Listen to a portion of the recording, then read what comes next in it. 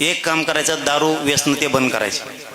दुसरं काम करायचं, बांध फोडायचे एकामेकाच कमी करायचे. कामान धामाचं बांध टोकरीत बसतात, दिवसभर शहरात हिंडत काय टोकरीतवर बांध. 2-2, 5-5 पिढ्या झाल्यात आपले लोक बोलाना त्या बांधामुळे एकमेकाला.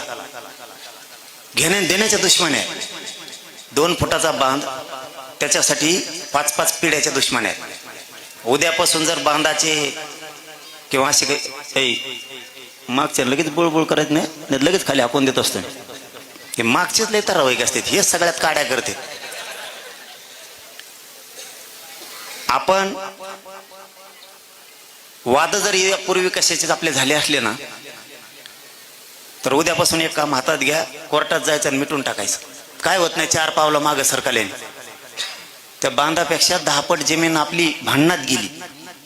एखाद्याला वाट नसली तर वाट द्यायची ना. का रोग आला का, तो वावरातून गेल्यामुळे का तो वावर घेऊन चाललाय का, ते लगेच वावरातून जाऊ नको, मध्येच गोटे घेऊन उभा राहतो. हे बंद करा. जवळपास 40,000 पेक्षा जास्त राज्यातले भांडणं मिटलेत आपण, 40,000 जास्त आतापर्यंत.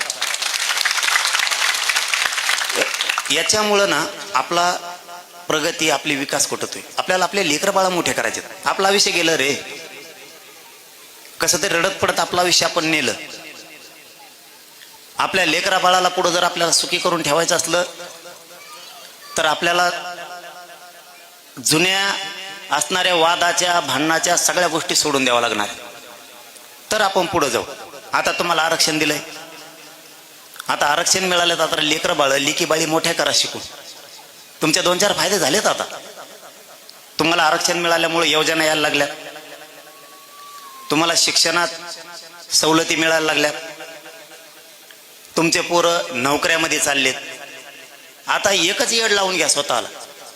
आपण जितके कष्ट केले ना, ते कष्ट आपल्या लेकरा बाळाच्या वाट्याला आले नाहीत म्हणून लेकरं शिकवायचे आणि त्यांना सगळ्याला नोकऱ्याला लावायचे.